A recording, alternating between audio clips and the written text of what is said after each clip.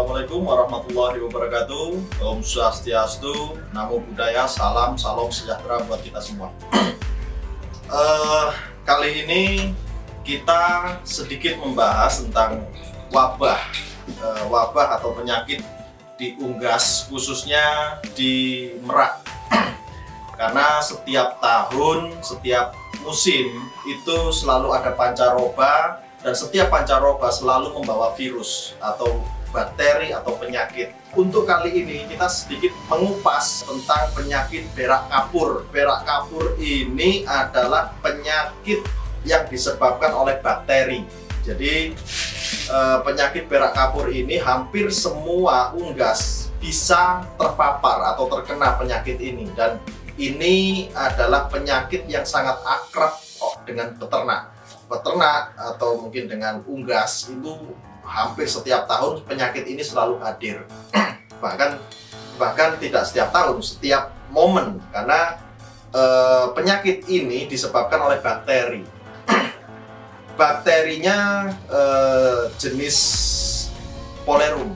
Jadi jenis bakteri yang bernama Polerum, dan dia akhirnya menyebabkan unggas atau hewan, khususnya di sini Merak ya, itu mengalami berak kapur. Jadi istilah orang awam itu berak kapur. Jadi beraknya warna putih, bisa dikatakan sebenarnya ini sebenarnya diare. Bakteri ini, penyakit ini menyerang dalam pencernaan. Jadi ketika bakteri ini datang atau menjangkit satu hewan, dia akan mengalami dehidrasi tinggi dan juga mengeluarkan fases yang sangat banyak sekali, mengeluarkan cairan yang sangat banyak sekali. Jadi dia akan mengalami dehidrasi, dan ketika penanganannya terlambat bisa mengalami kematian.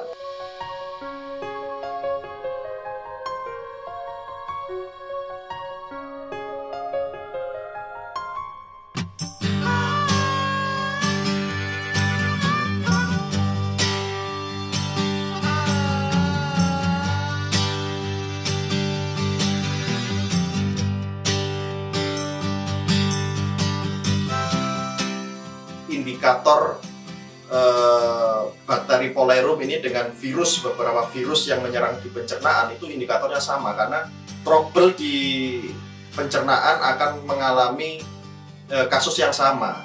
Cuman nanti ada perbedaan percepatan signifikan atau tidak masuk di angka kronis atau di kematian itu sendiri. Jadi itu nanti kita bisa membedakan mana virus, mana bakteri. Untuk di awal-awal dia mulai terpapar, kita belum bisa mengetahui ini virus atau bakteri. Jadi kita harus benar-benar safety.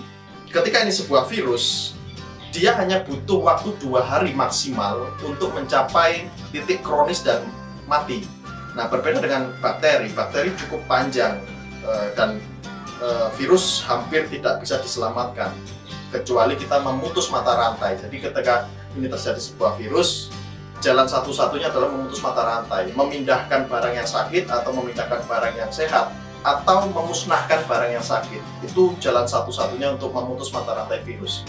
Sebaiknya kita karantina dan kita masukkan ke dalam box per ekor.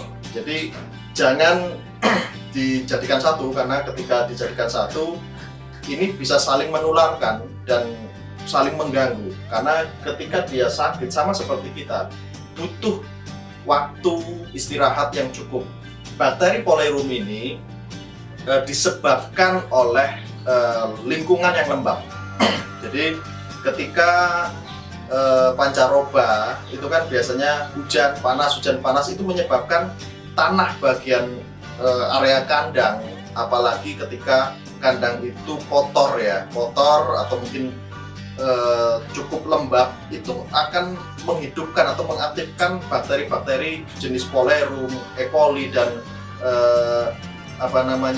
kolera. Jadi banyak bakteri yang hidup di situ. Antisipasi untuk menghindari penyakit jenis ini adalah satu, kita bisa mungkin memberi paranet atau menutupi kandang agar mengurangi cuaca ekstrim ini untuk masuk lebih banyak. Jadi kita satu bisa protek ke kandang, kebersihan kandang kita jaga, terus kandang juga kita mungkin selimuti dengan banyak benda dan sebagainya. Nah, di sisi lain si hewan ini pun kita bisa protek dengan cara suntik B-kompleks. Jadi di penangkaran saya itu rutin untuk meningkatkan daya tahan tubuh. Kami rutin menyuntik B-kompleks. Jadi setiap seminggu sekali ketika pancaroba datang atau musim tidak bagus, kita suntik semua B-kompleks. Intinya ketika daya tahan tubuhnya bagus, meskipun dia terserang bakteri atau penyakit, insya Allah penyakit-penyakit ini tidak akan menyerang jauh hingga posisi si hewan atau si merak ini ngedrop. Nah, bagaimana menangani ketika sudah terlanjur terjadi si hewan-hewan ini? Ketika awal-awal terpapar, kita harus melihat hewan-hewan kita itu dari aktif atau tidak, ya kan? Terus gerak-geriknya lincah atau tidak, dan nafsu makannya bagus atau tidak. Jadi ketika kita melihat ada unggas atau merak yang mungkin tidur, ya kan, saat aktivitas dia merem tidur, atau mungkin yang biasanya aktivitasnya lincah kok sekarang lebih pendiam, itu sebenarnya indikator bahwa ada trouble. Jadi jangan kita menganggap makannya bagus itu sehat. Itu kesalahan besar dari para peternak yang akhirnya ketika makannya sudah tidak bagus atau nafsu makannya turun atau bahkan tidak mau makan sama sekali, itu baru respon mengaku sakit nggak mau makan. Itu sebenarnya sudah terlambat. Indikatornya sebenarnya udah jauh, tidak aktif, sering tidur, sering merem, ya kan, matanya sering dipejamkan sebagainya. Itu kita harus sudah respon dan harus dikarantina. Jadi kita harus karantina di tempat yang hangat, tidak terkena angin, tidak terkena hujan dan sebagainya, biar dia istirahat. Jangan terjebak oleh makan yang masih bagus. Jadi banyak peternak atau teman-teman ini salah dalam mentafsirkan kesehatan hewan. Jadi jangan menjadikan patokan makan masih bagus, dalam tanda kutip masih, ya, masih bagus adalah sehat. Itu sebuah kesalahan, karena si penyakit ini kan dia akan terus berproses sampai dimana nafsu makan sudah hilang. Itu sebenarnya sudah terlambat. Tapi banyak peternak atau teman-teman pecinta satwa ini merespon sakit itu ketika nafsu makan sudah tidak ada. Itu kesalahan, dan akhirnya mengobatinya pun atau penanganannya pun lebih sulit.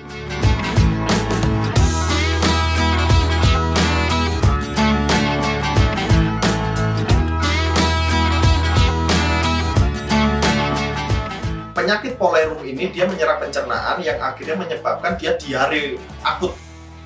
Nah, di situ kita jangan memaksa dia makan sendiri, karena nafsu makannya sudah turun sekali, karena kebutuhan makannya dia itu lebih tinggi daripada saat dia normal, karena pembuangan fases itu lebih banyak saat ini. Artinya asupan yang dia terima harus lebih besar daripada sebelumnya saat sehat. Nah, jadi jangan biarkan dia makan sendiri walaupun dia mau makan.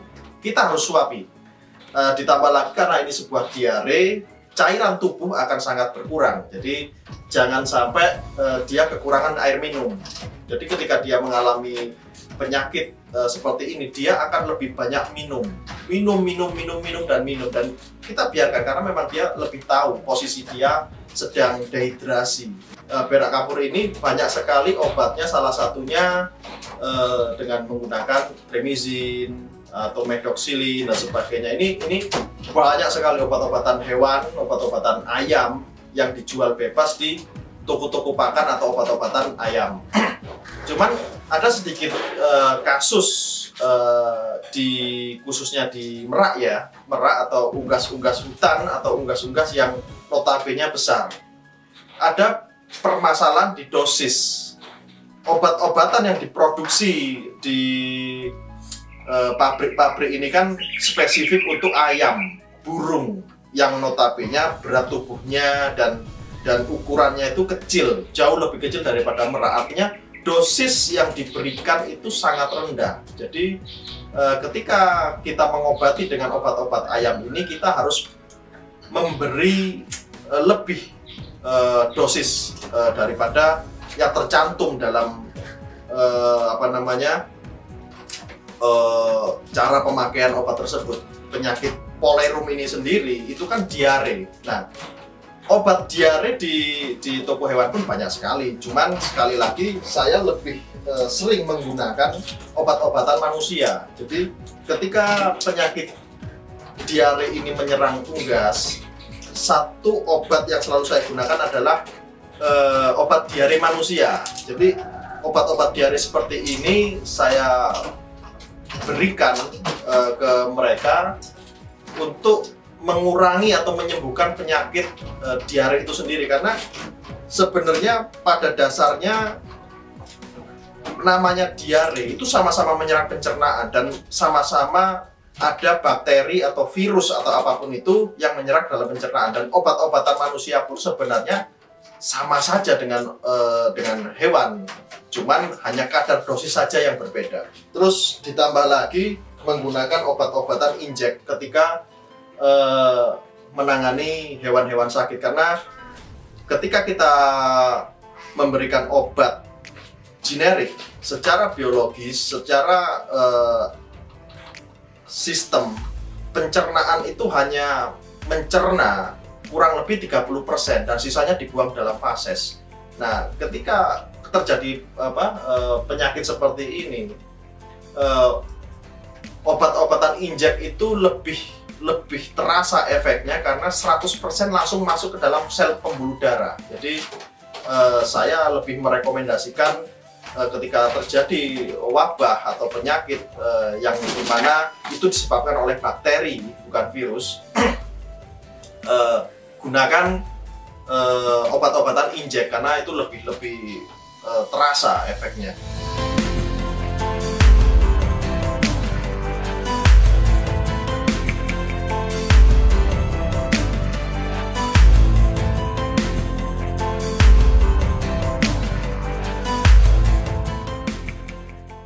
Kebutuhan pakan dia, nutrisi atau mungkin kebutuhan-kebutuhan yang dia butuhkan itu sangat-sangat besar sekali karena banyak fases yang terbuang dengan cepat. Nah, kita harus menyuapi. Nah, menyuapi ini juga kalau saya di penangkaran kami ada jam kami menyuapi itu biasanya di malam hari, karena kondisi malam hari dia waktu istirahat, dia cenderung tidak terlalu stres seperti ketika kita melakukan penanganan di siang hari atau pagi hari.